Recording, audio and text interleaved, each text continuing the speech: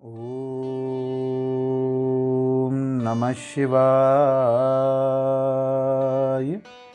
श्री शिव महापुराण वायवी संहिता उत्तरखंड 14वां अध्याय। गुरु से मंत्र लेने तथा उसके जप करने की विधि। 5 प्रकार के जप तथा उनकी महिमा। मंत्र गणना के लिए विभिन्न प्रकार की मालाओं का महत्व तथा अंगुलियों के उपयोग का वर्णन। जप के लिए उपयोगी स्थान तथा दिशा। जप में वर्जनीय बातें। सदाचार का महत्व। आस्तिकता की प्रशंसा तथा पंचाक्षर मंत्र की विशेषता का वर्णन। ईश्वर कहते हैं, वरान्य आज्ञाहीन, क्रियाहीन, श्रद्धाहीन तथा विधि के पालनार्थ आवश्यक दक्षिणा से हीन जो जप किया जाता है वह सदा निष्फल होता है। मेरा स्वरूपभूत मंत्र यदि आज्ञा सिद्ध, क्रिया सिद्ध और श्रद्धा सिद्ध होने के साथ ही दक्षिणा से भी युक्त हो तो उसकी सिद्धि होती है और उससे महान फल प्राप्त होता है। शिष्य को चाहिए कि वह पहले तत्ववेत्ता आचार्य, जपशील, सद्गुण संपन्न, ध्यान योग परायण एवं ब्राह्मण गुरु की सेवा में उपस्थित हो। मन में शुद्ध भाव रखते हुए प्रयत्न पूर्वक उन्हें संतुष्ट करें। ब्राह्मण साधक अपने मन, वाणी, शरीर और धन से आचार्य का पूजन करें। वह वैभव हो तो गुरु को भक्तिभाव से हाथी, घोड़े, रथ, रत्न, क्षेत्र, वस्त्राभूषण, धान्य, धन और ग्रह आदि अर्पित करे। जो अपने लिए सिद्धि चाहता हो वह धन के दान में कृपणता न करे। तदंतर सब सामग्रियों सहित अपने आप को गुरु की सेवा में अर्पित कर दें। इस प्रकार यथाशक्ति निश्चल भाव से गुरु की विधिवत पूजा करके गुरु से मंत्र एवं ज्ञान का उपदेश क्रमशः ग्रहण करें। इस तरह संतुष्ट हुए गुरु अपने पूजक शिष्य को, जो 1 वर्ष तक उनकी सेवा में रह चुका हो, गुरु की सेवा में उत्साह रखने वाला हो, अहंकार रहित हो और उपवास पूर्वक स्नान करके शुद्ध हो गया हो, पुनः विशेष शुद्धि के लिए पूर्ण कलश में रखे हुए धृत से तथा पवित्र द्रव्य युक्त मंत्र शुद्ध जल से नहलाकर चंदन, पुष्पमाला, वस्त्र और आभूषणों द्वारा अलंकृत करके उसे सुंदर वेशभूषा से विभूषित करें। तत्पश्चात शिष्य से ब्राह्मणों द्वारा पुण्य वाचन करवाकर और ब्राह्मणों की पूजा करके समुद्र तट पर, नदी के किनारे, गौशाला में, देवालय में, किसी भी पवित्र स्थान में अथवा घर में सिद्धिदायक काल आने पर शुभ तिथि, शुभ नक्षत्र एवं सर्वदोष रहित शुभ योग में गुरु अपने उस शिष्य को अनुग्रह पूर्वक विधि के अनुसार मेरा ज्ञान दे। एकांत स्थान में अत्यंत प्रसन्नचित हो उच्च स्वर से हम दोनों के उस उत्तम मंत्र का शिष्य से भली भांति उच्चारण कराएं। बारंबार उच्चारण कराकर शिष्य को इस प्रकार आशीर्वाद दें, तुम्हारा कल्याण हो, मंगल हो, शोभन हो, प्रिय हो। इस तरह गुरु शिष्य को मंत्र और तदुपरांत आज्ञा प्रदान करे। इस प्रकार गुरु से मंत्र और आज्ञा पाकर शिष्य एकाग्रचित हो संकल्प करके पुरुषचरण पूर्वक प्रतिदिन उस मंत्र का जप करता रहे। वह जब तक जिए तब तक अनन्य भाव से तत्परता पूर्वक नित्य 1008 मंत्रों का जप किया करे। जो ऐसा करता है वह परम गति को प्राप्त होता है। जो प्रतिदिन संयम से रहकर केवल रात में भोजन करता है और मंत्र के जितने अक्षर हैं उतने लाख का चौगुना जप आदर पूर्वक पूरा कर देता है, वह पुरश्चरणिक कहलाता है। जो पुरुषचरण करके प्रतिदिन जप करता रहता है उसके समान इस लोक में दूसरा कोई नहीं है। वह सिद्धिदायक सिद्ध हो जाता है। साधक को चाहिए कि वह शुद्ध देश में स्नान करके सुंदर आसन बांधकर अपने हृदय में तुम्हारे साथ मुझ शिव का और अपने गुरु का चिंतन करते हुए उत्तर या पूर्व की ओर मुँह किए मौन भाव से बैठे चित्त को एकाग्र करे तथा दहन, पलावन आदि के द्वारा पांचों तत्वों का शोधन करके मंत्र का न्यास आदि करे। इसके बाद सकलीकरण की क्रिया संपन्न करके प्राण और अपान का निमन करते हुए हम दोनों के स्वरूप का ध्यान करे और विद्यास्थान अपने रूप ऋषि, छंद, देवता, बीज, शक्ति तथा मंत्र के वाच्यार्थ रूप मुझ परमेश्वर का स्मरण करके पंचाक्षरी का जप करे। मानस जप उत्तम है, उपांशु जप मध्यम है तथा वाचिक जप उससे निम्न कोटि का माना गया है, ऐसा अगमार्थ विशारद विद्वानों का कथन है।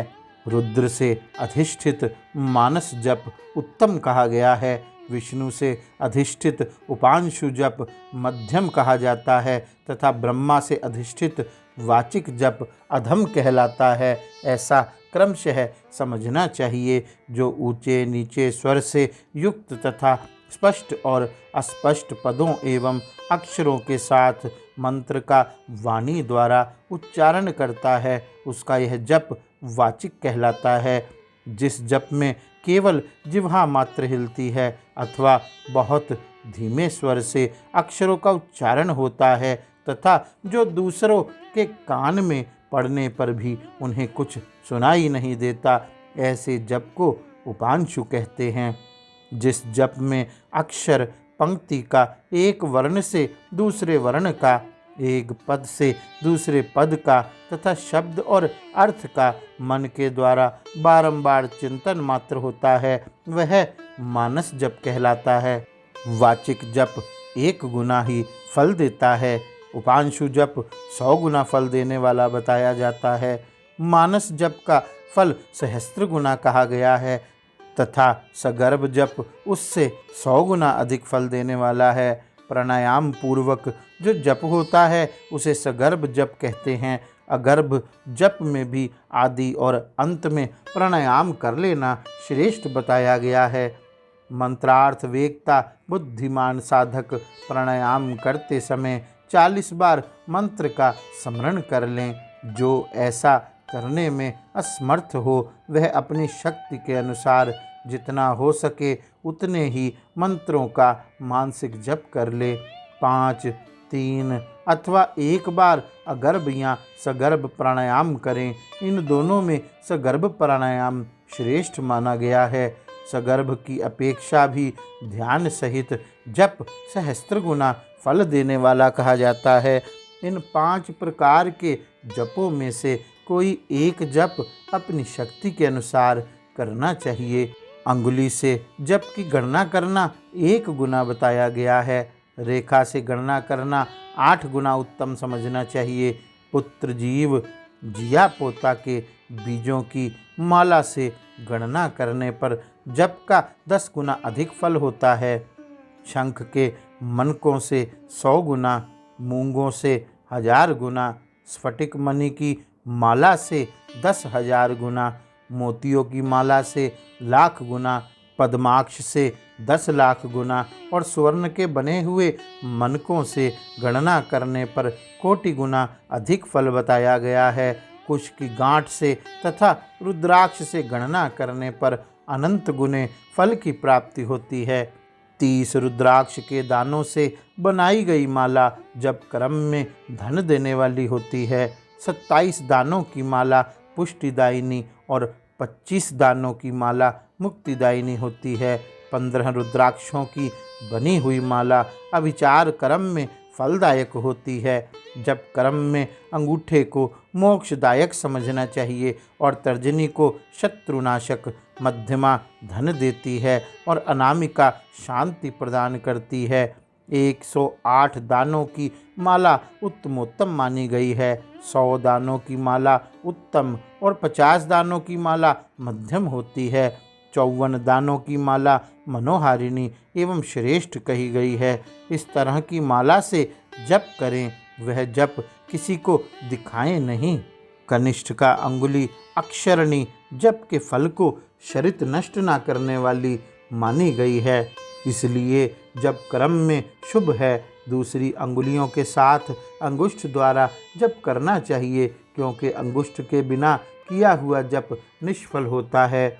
घर में किए हुए जप को समान या 1 गुना समझना चाहिए। गौशाला में उसका फल 100 गुना हो जाता है। पवित्र वन या उद्यान में किए हुए जप का फल सहस्त्र गुना बताया जाता है। पवित्र पर्वत पर 10,000 गुना, नदी के तट पर 1,00,000 गुना, देवालय में 1,00,00,000 गुना और मेरे निकट किए हुए जप को अनंत गुना कहा गया है। सूर्य, अग्नि, गुरु, चंद्रमा, दीपक, जल, ब्राह्मण और गौओं के समीप किया हुआ जप श्रेष्ठ होता है। पूर्वाभिमुख किया हुआ जप वशीकरण में और दक्षिणाभिमुख जप अभिचार कर्म में सफलता प्रदान करने वाला है। पश्चिमाभिमुख जप को धनदायक जानना चाहिए और उत्तराभिमुख जप शांतिदायक होता है। सूर्य, अग्नि, ब्राह्मण, देवता तथा अन्य श्रेष्ठ पुरुषों के समीप उनकी ओर पीठ करके जप नहीं करना चाहिए। सिर पर पगड़ी रखकर, कुर्ता पहनकर, नंगा होकर, बाल खोलकर, गले में कपड़ा लपेटकर, अशुद्ध हाथ लेकर, संपूर्ण शरीर से अशुद्ध रहकर तथा विलाप पूर्वक कभी जप नहीं करना चाहिए। जप करते समय क्रोध, मद, छींकना, थूकना, जभाई लेना तथा कुत्तों और नीच पुरुषों की ओर देखना वर्जित है। यदि कभी वैसा संभव हो जाए तो आचमन करें अथवा तुम्हारे साथ मेरा पार्वती सहित शिवजी का स्मरण करें या ग्रह नक्षत्रों का दर्शन करें अथवा प्राणायाम कर लें।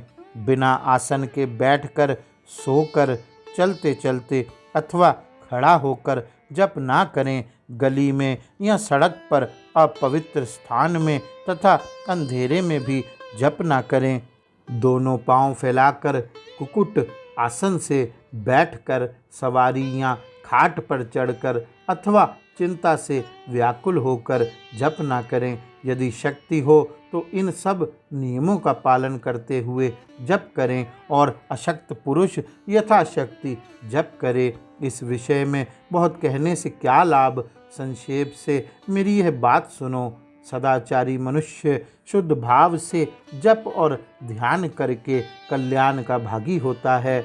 आचार परम धर्म है, आचार उत्तम धन है, आचार श्रेष्ठ विद्या है और आचार ही परम गति है। आचारहीन पुरुष संसार में निंदित होता है और परलोक में भी सुख नहीं पाता, इसलिए सबको आचारवान होना चाहिए।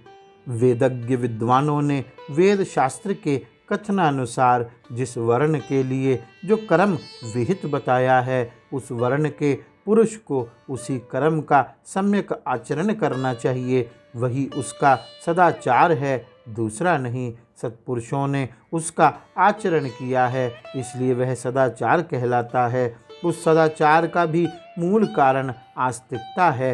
यदि मनुष्य आस्तिक हो तो प्रमाद आदि के कारण सदाचार से कभी भ्रष्ट हो जाने पर भी दूषित नहीं होता। अतः सदा आस्तिकता का आश्रय लेना चाहिए। जैसा इहलोक में सत्कर्म करने से सुख और दुष्कर्म करने से दुख होता है, उसी तरह परलोक में भी होता है। इस विश्वास को आस्तिकता कहते हैं। हे प्रिय, मैं तुमसे एक और रहस्यमय बात कहता हूँ, इसे सदा गुप्त रखना चाहिए। जिस किसी भी नास्तिक अथवा पशु तुल्य प्राणी को इसे नहीं बताना। सदाचार से हीन, पतित और अंतयज का उद्धार करने के लिए कलयुग में पंचाक्षर मंत्र से बढ़कर दूसरा कोई उपाय नहीं है। चलते फिरते, खड़े होते अथवा स्वेच्छानुसार कर्म करते हुए अपवित्र या पवित्र पुरुष के जप करने पर भी यह मंत्र निष्फल नहीं होता। आचारहीन तथा षड्वद शोधन से रहित पुरुषों के लिए और जिसे गुरु से मंत्र की दीक्षा प्राप्त नहीं हुई उनके लिए भी यह मंत्र निष्फल नहीं होता है। अंत्यज, मूर्ख, मूढ़, पतित, मर्यादा रहित और नीच के लिए भी यह मंत्र निष्फल नहीं होता। किसी भी अवस्था में पड़ा हुआ मनुष्य भी यदि मुझ में उत्तम भक्तिभाव रखता है तो उसके लिए यह मंत्र निस्संदेह सिद्ध होगा, किंतु दूसरे किसी के लिए वह सिद्ध नहीं हो सकता। प्रिय, इस मंत्र के लिए लग्न, तिथि, नक्षत्र, वार और योग आदि का अधिक विचार अपेक्षित नहीं है। यह मंत्र कभी सुप्त नहीं होता, सदा जागृत ही रहता है। यह महामंत्र कभी किसी का शत्रु नहीं होता। यह सदा सुसिद्ध, सिद्ध अथवा साध्य ही रहता है। सिद्ध गुरु के उपदेश से प्राप्त हुआ मंत्र सुसिद्ध कहलाता है। असिद्ध गुरु का भी दिया हुआ मंत्र सिद्ध कहा गया है। जो केवल परंपरा से प्राप्त हुआ है, किसी गुरु के उपदेश से नहीं मिला है, वह मंत्र साध्य होता है। जो मुझ में मंत्र में तथा गुरु में अतिशय श्रद्धा रखने वाला है, उसको मिला हुआ मंत्र किसी गुरु के द्वारा साधित हो या असाधित सिद्ध होकर ही रहता है, इसमें संशय नहीं है। इसलिए अधिकार की दृष्टि से विघ्न युक्त होने वाले दूसरे मंत्रों को त्याग कर विद्वान पुरुष साक्षात परमा विद्या पंचाक्षरी का आश्रय लें। दूसरे मंत्रों के सिद्ध हो जाने से ही यह मंत्र सिद्ध नहीं होता, परंतु इस महामंत्र के सिद्ध होने पर वे दूसरे मंत्र अवश्य सिद्ध हो जाते हैं। महेश्वरी जैसे अन्य देवताओं के प्राप्त होने पर भी मैं नहीं प्राप्त होता, परंतु मेरे प्राप्त होने पर वे सब देवता प्राप्त हो जाते हैं। यही न्याय इन सब मंत्रों के लिए भी है।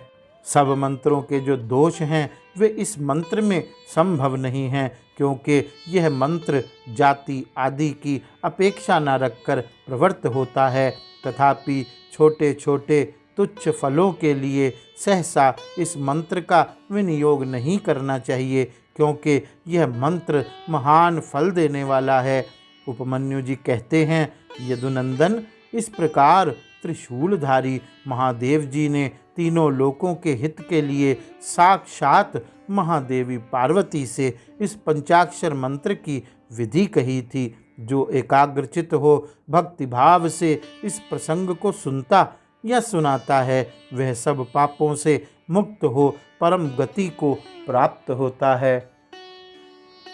गौरी शंकर भगवान की जय। ओम नमः शिवाय।